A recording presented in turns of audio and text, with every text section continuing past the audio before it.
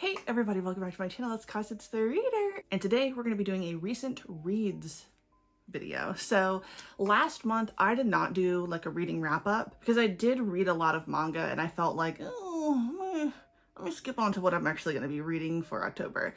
So instead of having one giant video, I'm going to just half what's going on. So I'm going to talk to you guys about what I've read so far in the month of October. And I'm really excited because I've actually read a lot and it's not just been manga. So I'm really excited because I feel like I've been in a really good reading place recently. I've managed to read regular like novels and stuff and manga. And I feel like I'm doing a pretty good job of like keeping up with what I said I was going to read. So without further ado, let's get into what I've read so far in the month of October. So starting off hot, we have The Apothecary Diaries. Now, I feel as though I have been very clear that I really love this series and I highly recommend it.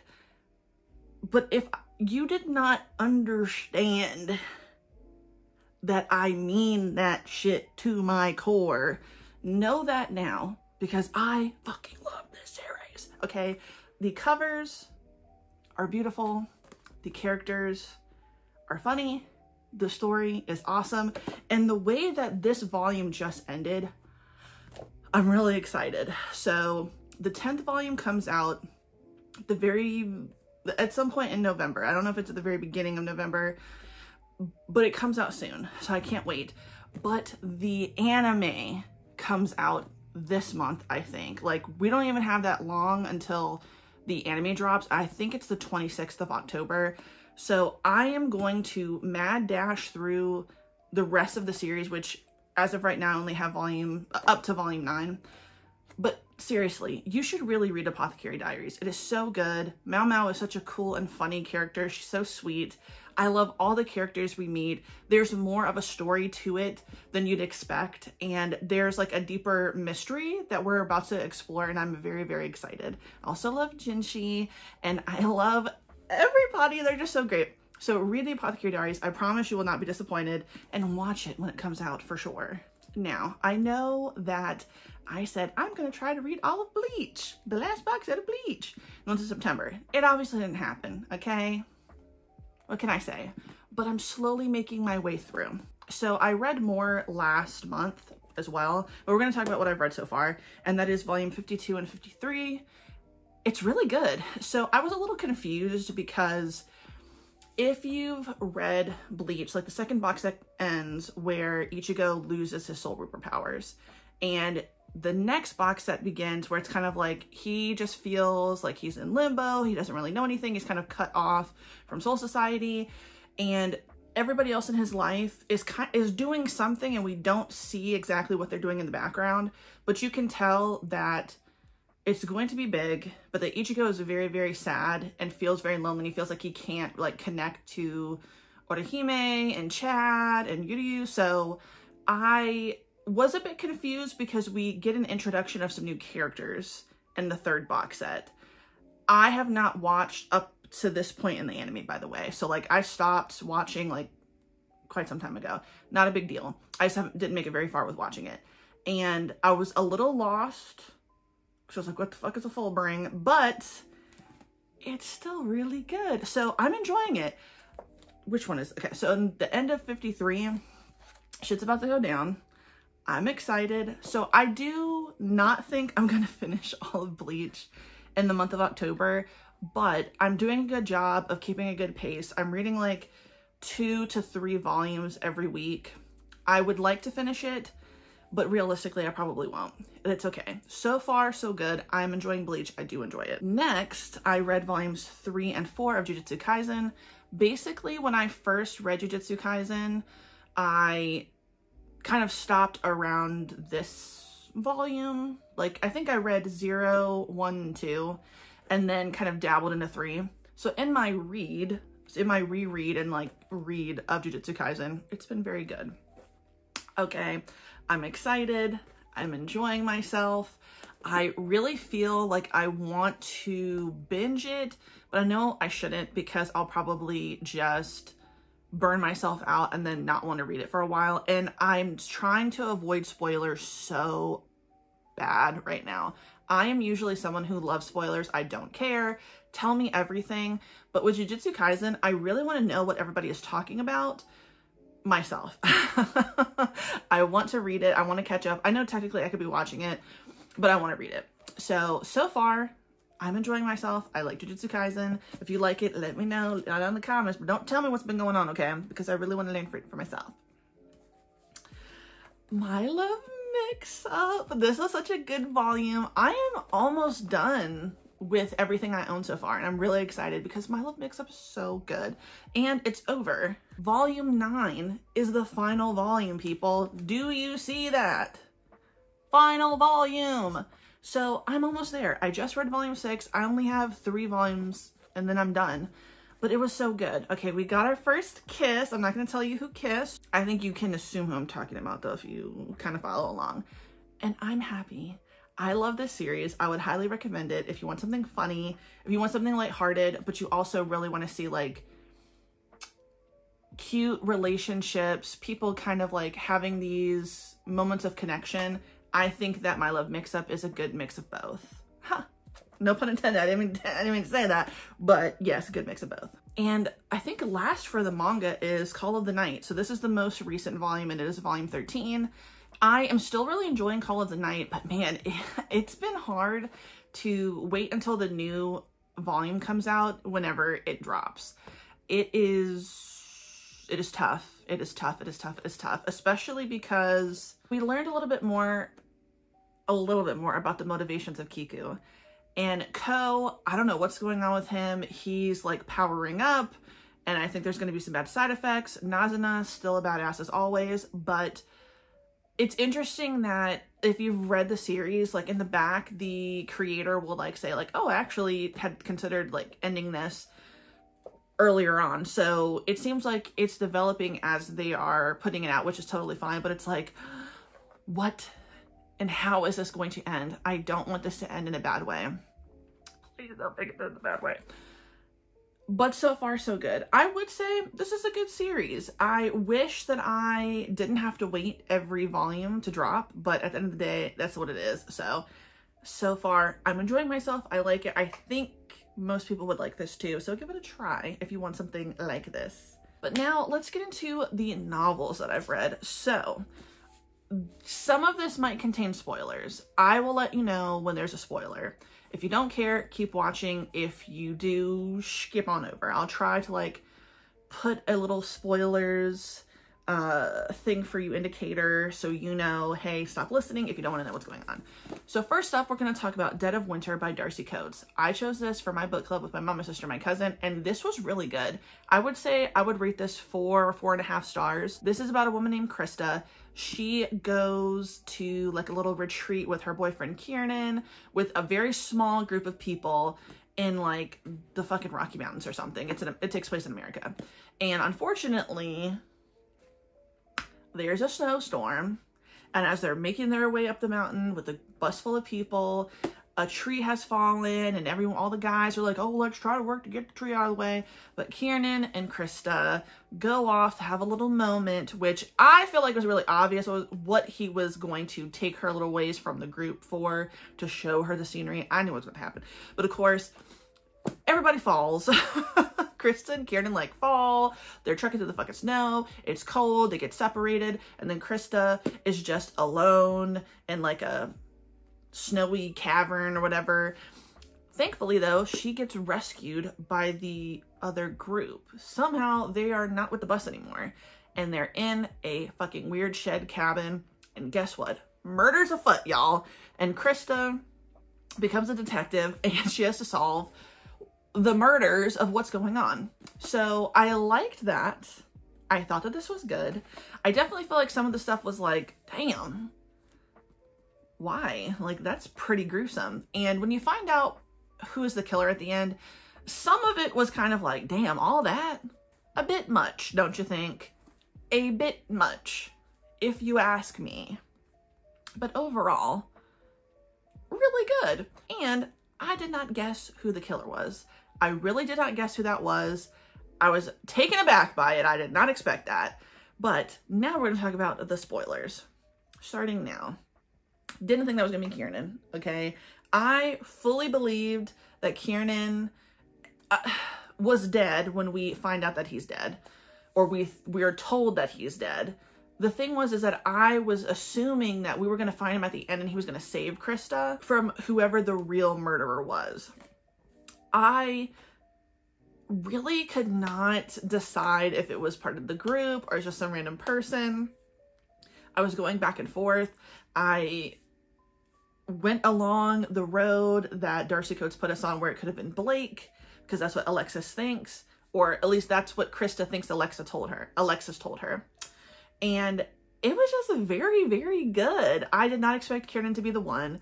Now, all the ways that he wanted to kill people and why, because his brother was killed. To me, is all that really necessary? Especially because some of the people that he killed that were involved in the trip, which he tricked everybody to go on here. Let me tell you something. One, you'll never catch me and my husband accepting free tickets from someone we don't know, by the way. But you also won't catch us going to the Rocky Mountains in the wintertime. Good for you if that's what you're into, but not us. So it would never happen. But okay, so yeah, his brother dies because he's sad because his girlfriend broke up with him. He's driving recklessly. Okay, it was bound to happen, and I'm not saying that he deserved anything, but he was driving recklessly. Tries to pass Krista. She's trying to be safe, mind you, and now she was wrong to speed up. He gets hit head on, goes over a bridge. I don't understand how Hutch is responsible for that. You know, because Hutch stops and tries to go down there to get him, and then he gives up. Why does Hutch deserve to die?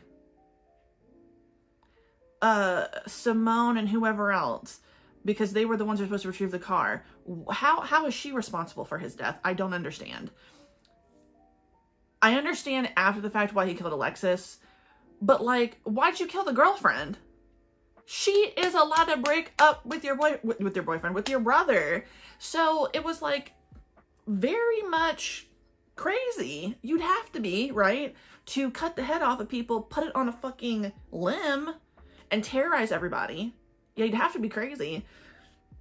But in the end, death was done, okay? And it was a wild ride. So I would definitely... Okay, now we're back from the spoilers, and I would say... I would suggest reading Dead of Winter. I thought this was really good. Like I said, 4.5 star book. I think it was very entertaining. As I said before the spoiler, I did not expect who it was. Apparently my mom figured it out very quickly, whatever. And it was worth the read, so give it a try. Now for the other audiobooks I listened to. So these are some audiobooks that I said that I wanted to read in the month of October. And I actually picked some decent ones. So Delicate Condition by Danielle Valentine. Her body is no longer her own. This was really, really good. I rated this 4 stars.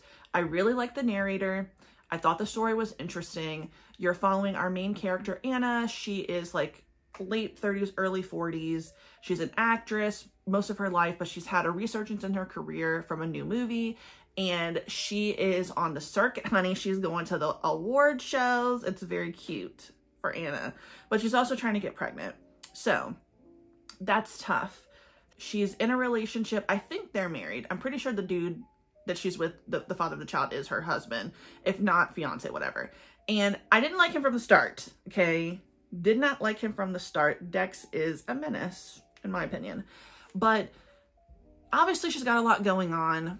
She kind of is starting to miss appointments early on in the book. They've been through IVF a few times. It's really important for them to have a baby. Because of him, by the way, that's why I don't like the man. But it seems like something or someone is trying to stop her from having a child. And she thinks that it's a stalker. Her and her husband leave New York City to get away from this person who's harassing them. But is it just like a real person who's harassing them? Or is it more than that? Is someone trying to put like a curse on her, a spell on her? We don't know. It's giving like Rosemary's Baby. Seems like she's having a demon child. Yes, it was a wild ride. I did not see the twist coming. I did at some point cry at the end because I thought, and you'd think everything that she goes through. I mean, a claw almost comes out of her, you know. She's seeing and hallucinating and everything. There's a lot of stuff going on. And it was just very good. So now we're going to talk about the spoilers. fuck Dax. Okay, he is a piece of shit.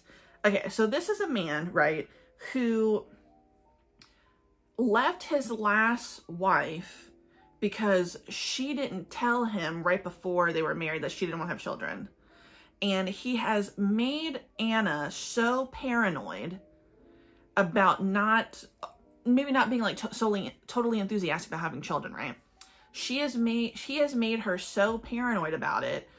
And then in reality, the reason why the woman didn't want to have kids is because her sister had a hard pregnancy. So she has just felt like, I don't want to experience that. Never told Anna that. Definitely made his ex-wife look like a monster. She wasn't. She was a normal person.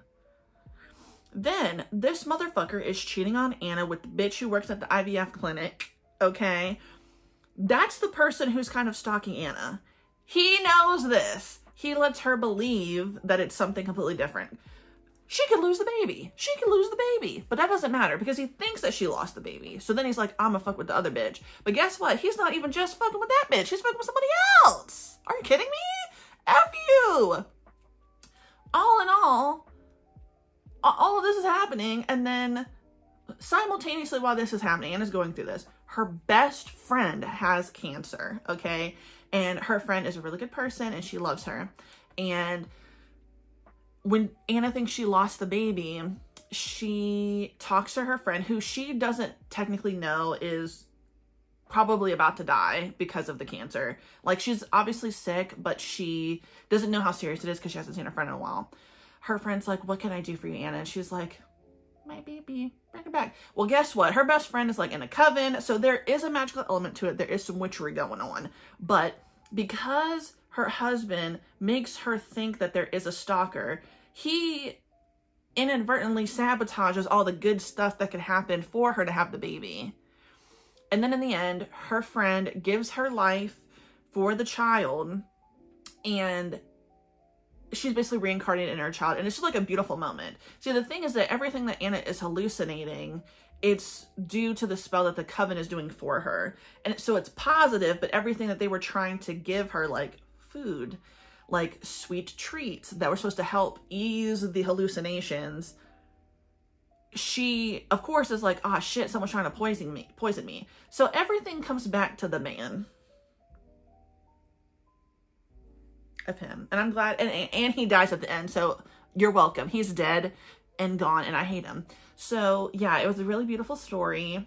We're back now. It was a beautiful story. Okay, you might want to listen to that that one, because I go off on that man, but it was really great. I definitely thought it was a fantastic story. I would recommend Delicate Condition. It wasn't what I thought it was going to be, but in the end, I thought it was still really good. I did DNF Don't Let Her Stay. I was excited about that, but it's kind of similar in terms of a pregnancy, right? There's a woman, she has just had a child, but she really doesn't want to be a stay-at-home mom as much as she thought she did. And the man that she's married to, or getting married to, I can't remember if they're already married, he has an older daughter. And for whatever reason, she's a fucking weirdo, and she is obsessed with her father, but had stopped talking to her a few years ago. Now, all of a sudden, she wants to be in his life. And I realized that I don't like the trope of bratty teen, because obviously this girl is crazy and she's trying to make the mama look like she's a bitch, and the dad doesn't say anything. And I just feel like I can't stand that, because first of all, we know that that really happens sometimes. So I didn't even make it, I don't even think 30% into the book. I could not already take it that he was like, don't be mean to Chloe, darling. Darling, don't you think that you might be being a little hard? Like, your daughter is crazy. How you not trust this lady? You know what I'm saying? I can't stand that. But yeah, it was pretty, it was just wasn't, I just don't think I could do that anymore. I couldn't do that for the rest of the book because it's going to get worse. And I can't stand when people don't trust the spouse in the situation, when it's like, your daughter didn't talk to you for years. She doesn't have to. Now she wants to just come live with you, and she's already taken jabs at the mom. Like, no, get out of my house. If that was my life, we're not friends. We're not friends. Go stay at a hotel. You're not staying with me. Next, I listened to the Haunted Forest Tour. This was 5 stars. This was such a good audiobook. I learned about this at the last minute. I just thought it was so good. It's a great audiobook. The narrator is really, really awesome. And the thing I liked about this is it was very gory. It was very crazy. It was a wild ride. And it was definitely worth a listen. Basically, years ago in like, we'll just say Arizona. It's like the desert, basically. These huge trees start popping up out of the ground. And they're talking full grown. It's not like, oh, like there's a little tiny little tree that's growing out of the ground. No, it's a huge haunted looking forest starts growing out of the ground. It's killing people, okay? Right off the bat, people were dying. But along with these trees and the spooky element of the trees comes monsters. And of course, capitalism in America, people want to make it into a tourist attraction. So the haunted forest tour is created. Now, people have gone on this tour many times. We see different POVs in the story of people who have either done this before or this is their first time. And it's gone off without a hitch, except for now this special day on Halloween. They're doing a tour that goes further into the forest. And usually people see the monsters, but they don't like attack you. They have like special buses that people are on. They shouldn't be able to get in. But of course, everything goes fucking crazy. People are dying left and right. The monsters are really scary. And this would be something like, I think that if you like this, if you like the movie Cabin in the Woods, you'll like the Haunted Forest Tour. Because Cabin in the Woods has funny and scary and characters that you like. That's how the Haunted Forest Tour is. I think that it is really, really, really cool. I don't really want to give much spoilers for this per se. It's just very, very gory, but also very funny. You will definitely find a character that you like in the series. And if this ever became a movie, like on its own, I would watch it for sure. And the last thing I read was Ghostland by Duncan Ralston. So I read this once I decided that I really wasn't into Don't Let Her Stay. And this was actually really, really good. You're following our main characters, Lillian and Ben. They're like high school students. A few years ago, friends playing video games, all of a sudden a huge house is floating down the street. And Ben recognizes it immediately because he knows that it's the house of one of his favorite horror authors. And he sees someone who should be dead, and it's the author. It gives him a heart attack, and he dies, but is brought back to life. Because of that happening, somehow it did not make him cool to people. I don't know. No, it's not cool to have a heart attack, but as a teenager, I feel like when I was in high school, if a kid had had a heart attack and they lived, I think if we were in middle school, everybody would think that kid was cool, but that's just me. Okay, I grew up in Virginia. I don't know if that's different from where they are than like in New England. I don't know what the difference is, but I just have a feeling people would be like, dude, that's cool. I don't think people would have been that way, but children can be cruel. So what can you say? So unfortunately, that divides their friendship. Lillian really doesn't want to have anything to do with Ben, but not for the reason he thinks. He's being mercilessly bullied because of it, but she is deeply traumatized because her friend died, because she was the one who told him when they were playing games, oh my God, look outside the window. So she feels extremely guilty, but she also is now so scared of death that being around him reminds her of both those things. It's my fault that happened to you, and oh my God, you died. It's a lot. Lillian's going through it. So what actually had happened with that house was the author had died, and he had donated or something, had a conversation with somebody to make his house a haunted attraction.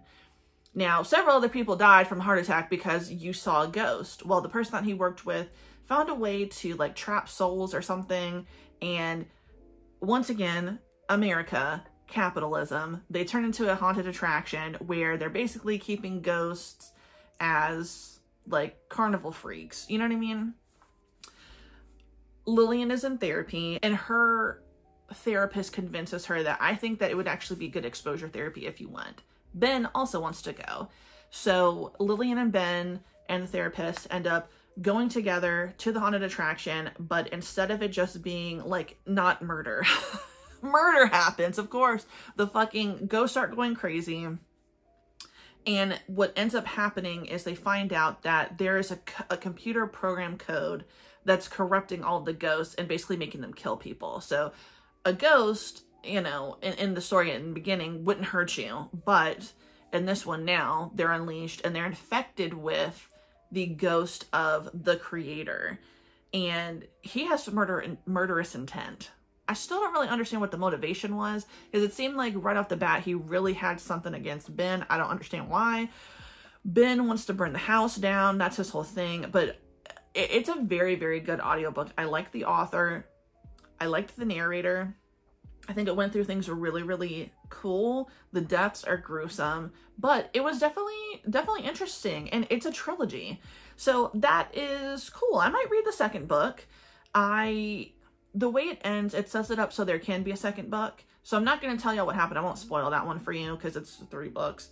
But I definitely think that it was worth a read for the Halloween season. So if you want something that is another instance of something being funny, but also pretty like brutal slasher type thing, read this one. It was worth it for sure. And there you have it. That is what I've read so far in the month of October. Now I still have a lot to go through. Okay. I haven't even touched most of the manga that I said I wanted to read specifically for Halloween yet. I know, I'm sorry. But I'm making my way through the other books on my Kindle. I'm making my way through the other audiobooks. And hopefully today I will start on the manga that's supposed to be for Halloween. But yes, thank you so much for watching my video. If you liked the video, please like the video. If you like it, subscribe. Hit the notification bell and follow me and other social media. It's in the description box down below. And thank you so much for watching. Have a good day. Goodbye.